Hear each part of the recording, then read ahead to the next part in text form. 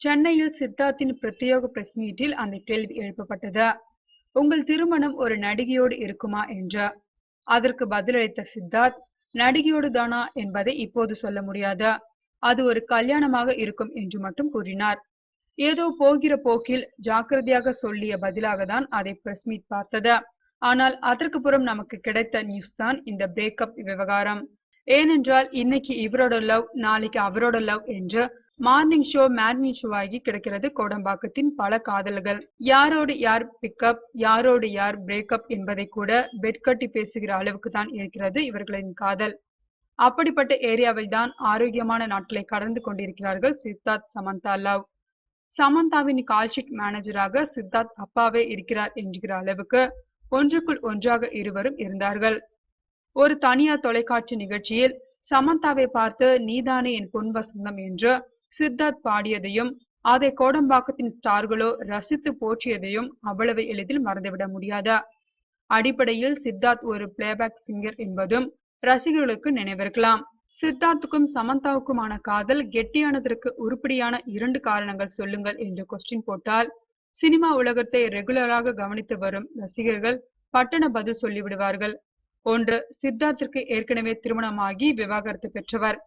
இந்த ஒரு காரணத்திற்காக சமந்தா ஃபேமிலி அவரை நெருங்க விடாமல் தடுத்தது. ஆனால் மணந்தால் மகாதேவன் தான் என்று சித்தார்த் மீது செம காதலாய்த்திருந்தார் சமந்தா. அதற்கு புறம் ஃபேமிலியை புரிந்து கொண்டது. இரண்டாவது, சமந்தாவுக்கு சருவு நோய் ஏற்பட்ட போது இண்டஸ்ட்ரியை அவரை ஒதுக்கி வைத்தது. அந்த நேரத்தில் தோல்வியை வெற்றிக்கு அறிகுறி என்று கூறி ஆதரித்தார் சித்தார்த். சற்றே கர்ண கொடூர அதே நேரத்தில் சாக்லேட் இமேஜை கலந்தபடி திரிந்த சித்தார்த்தை காமெடியான ஸ்கிரிப்டை ரைட் பண்ணி பாரு என்று சமந்தா திசை மாற்றி விட்டார். இப்படி காதலிலும் தொழிலிலும் பின்னி பிணைந்து கிடந்த இந்த ஜோடி மீது யார் கண் பட்டதோ இருவரும் பிரிந்து விட்டதாக கதை கட்டி விடுகிறார்கள் இங்கே. சித்தார்த் ஜாதகத்தில் ராகுதோஷம் இருப்பதால் சமந்தாவின் பெற்றோரும் சித்தார்த்தும் பெற்றாரும் காலாஸ்திரி கோவிலில் சிறப்பு பூஜை நடத்தியதெல்லாம் நாடு நன்கு அறியும். எவ்வளவு முன் ஜாக்கிரதையாக இருந்தாலும் இப்போது தகவல்.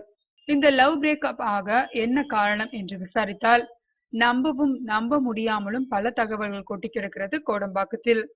அதில் ஒன்றுதான் சமந்தாவின் அளவுக்கு மீறிய கவர்ச்சி. மார்க்கெட்டை தக்க வைத்துக் கொள்ள வேண்டும் என்றால் அளவு கடந்த கவர்ச்சி காட்ட துவங்கிவிட்டார் சமந்தா. இது பிடிக்காத சித்தார்த் அவரை கட்டுப்படுத்தியதாக தெரிகிறது.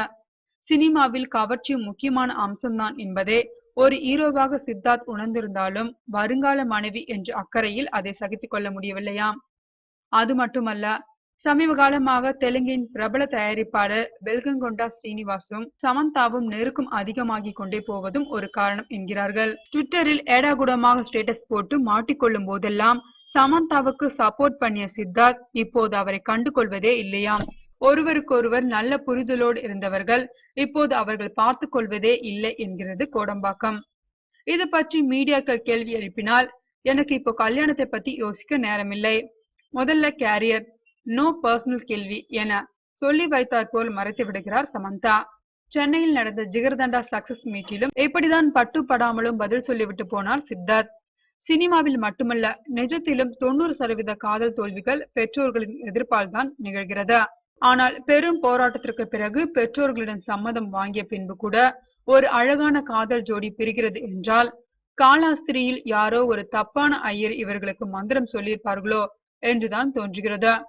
கடந்த சில மாதங்களாகவே சித்தார்த் வீட்டிலேயே தங்கி படப்பிடிப்புக்கு போய் கொண்டிருந்த சமந்தா இப்போது அந்த வீட்டு பக்கம் போயும் பல நாட்கள் ஆகிறதாம்.